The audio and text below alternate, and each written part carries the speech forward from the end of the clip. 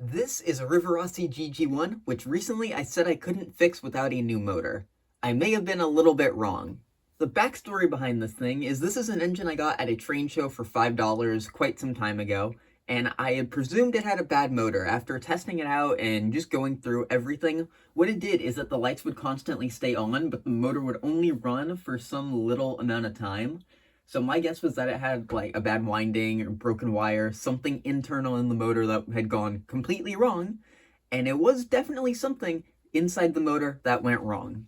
Originally, I didn't want to open this motor because I tried opening up two Rivarossi motors in the past and have had issues with both of them. And since I decided this motor was a lost cause, I just recently, right before I left on a trip, decided to tear into this thing and see what was going on in there. And if it had ball bearings, it would be a good opportunity to just test trying to rebuild one of these things. And luckily, this model did not have ball bearings, but since I had the motor open and I was able to access everything, I just went in and cleaned off the commutator, then decided to take out the brushes and clean off the brushes. When I went to go work on the brushes and clean those off, I noticed one of them was sort of stuck in its little housing. I've seen that happen a lot on old models, and it's usually no big deal, but for record, this is a regular Rivarossi brush. It doesn't really want to focus, but it's got this little hole on the end so that the spring can sort of slot in there and push it in place, and it just looks like a normal brush. I'll show you the remnants of the one that I took out of the model. This is one piece, a second piece, and a third piece. I don't know how much you know about brushes or DC motors or any of that, but that should be one piece. The fact that it's in three pieces is probably why this thing wouldn't run very well, and I'm kind of shocked it ran at all whatsoever. I might as well just show you the brushes I replaced in here. It's nothing crazy. I have a whole bunch of spare Rivarossi motors, so I just kind of shuffled the brushes around in those things.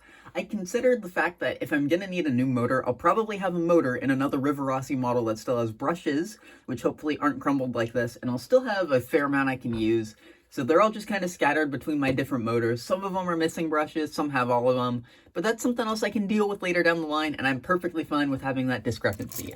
So, looking at the motor, it's now got two perfectly fine brushes, and it seems like there's absolutely nothing wrong with it whatsoever. The only thing I really want to change is I'm either going to glue on this cap, because I don't think it's securely fastened well enough for my liking, because these little metal tabs aren't doing all that great. But other than that, I think I've done just about all the repairs I need to do to this thing. So I'll throw the shell back on, and I'll just show you how this thing runs. So now I have the GG1 all set up on my little test track here, and I'll give it some power. And as you can see, it just springs right to life.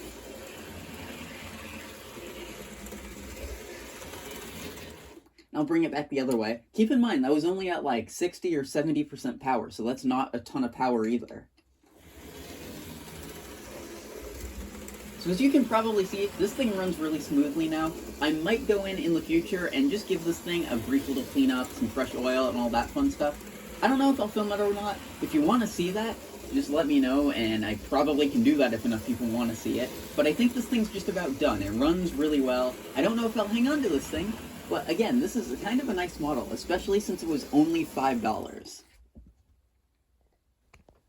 So, the moral of the story here is to not jump to conclusions and just double check your work and your diagnosis, because if had I just moved on and decided this thing needed a new motor, I would have been scouring eBay for ages. But since I went in and tried to fix this motor, I got this thing running and discovered an issue that I didn't even think of. So, it's a good piece of advice in the future. Double check all your work.